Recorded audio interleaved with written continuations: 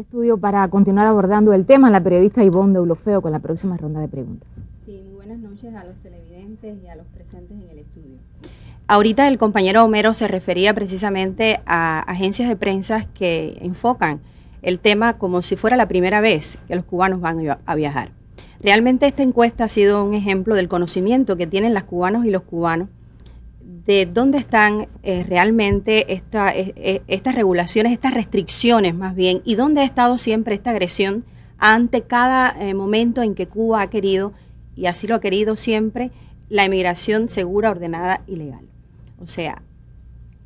cada vez que estos cubanos han hablado, hay un conocimiento de fondo muy profundo, porque el tema además es muy sensible para la familia cubana. ¿Qué impacto, y mi pregunta va dirigida a Joana, qué impacto han tenido estas regulaciones que se le ha hecho a la ley migratoria en el gobierno de los Estados Unidos?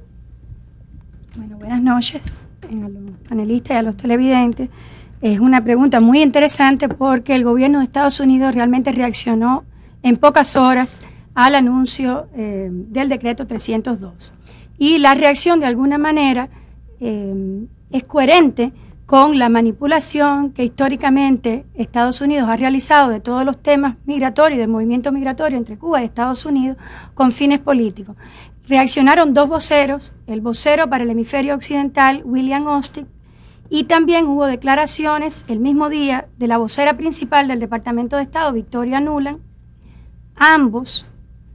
con una respuesta muy fría. Estados Unidos lleva tantos años criticando, entre otros temas, la existencia del permiso de salida, que de alguna manera muy tímidamente dieron la bienvenida para rápidamente proceder a cuestionar, tergiversar su alcance y aclarar que no tenían mucha más información para evitar reconocer el significado de la medida y sobre todo, como decías tú misma, no reconocer que el movimiento migratorio de los cubanos hacia el exterior era, incluso antes de la eliminación del permiso de salida, mucho más normal que el que ellos les gustaría admitir. El señor Austin dijo que los cubanos que temían un flujo, un incremento en el flujo migratorio, y además se apresuró a aclarar que para ir a Estados Unidos los cubanos seguirán necesitando visas. Y además de una cosa que nos resulta asombrosa e interesante, aclaró que esperaban que los demás países de la región, terceros países a los que pudieran viajar los cubanos, además de Estados Unidos, también siguieran estableciendo los mecanismos de visado para los cubanos, en lo que para algunos constituye un mensaje ya de enseñar los dientes, de que van a estar prestando atención a cuán amplio o riguroso se aplicarán por otros países, no solamente Estados Unidos. Lo interesante aquí, y yo no quisiera utilizar una palabra fuerte, pero sí que es una palabra, realmente hay un doble estándar en estas declaraciones, es que este señor no se refiere a que precisamente las leyes, el decreto ley que acaba de aprobar Cuba es un decreto que favorece la emigración legal y en general el movimiento legal de los cubanos y normal de los cubanos, abarata los costos de estas operaciones, como explicaba Homero hace un momento, y de alguna manera fortalece la opción del movimiento legal de los cubanos y por nada del mundo, como establece el decreto en su primer por cuanto, pone en duda el compromiso de Cuba, como decías tú misma, con la migración ordenada, segura y legal. Por último, quería mencionarles que cuando le preguntan a la otra vocera, Victoria Nuland, por su reacción, y ella dice, lógicamente un periodista le dice qué va a hacer a Estados Unidos con aquellas medidas que Estados Unidos tiene que de alguna manera otorgan admisión automática a los Estados Unidos, a los cubanos que llegan por vías irregulares o no legales. Y ella dice, nosotros no prevemos ningún cambio en nuestras, lo voy a citar textualmente, yo no creo que vaya a haber ningún cambio dicen los libros de las leyes norteamericanas, es decir, en la letra de las leyes norteamericanas, pero después dice,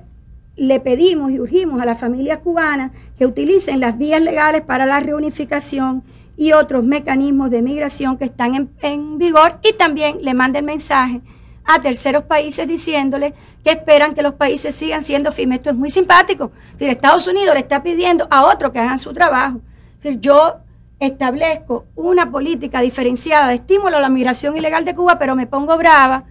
si otros países le otorgan visas legales a los cubanos, si eso significa que pudieran hacerles más fácil el camino para llegar ilegalmente o presentarse en frontera en los Estados Unidos. Así que realmente de alguna manera habría que decir que la respuesta de Estados Unidos es coherente con toda la manipulación que en general desde el 1 de enero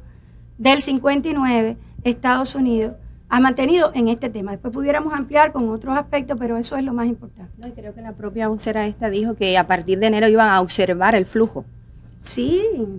y dijeron que iban a estar observando el flujo. Sí, pero lo que resulta muy gracioso es que ellos es decir, tratan de pasarle la responsabilidad a Cuba,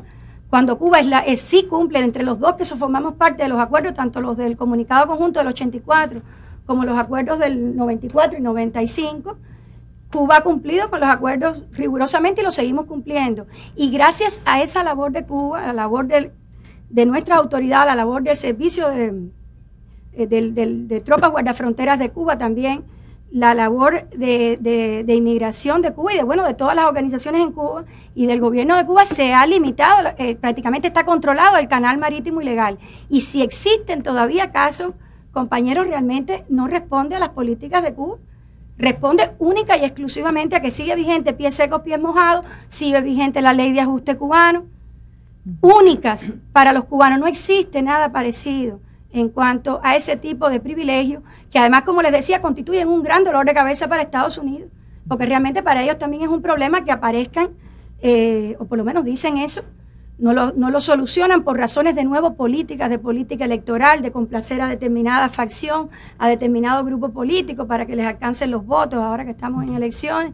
en Estados Unidos, para que no se les vaya a afectar, y todos los mitos esos que existen, porque en muchos casos ni siquiera se corresponden realmente ni con los intereses de la emigración, ni mucho menos con el interés nacional de Estados Unidos. Pero eso es lo que ocurre. Gracias, Joana, por tu intervención.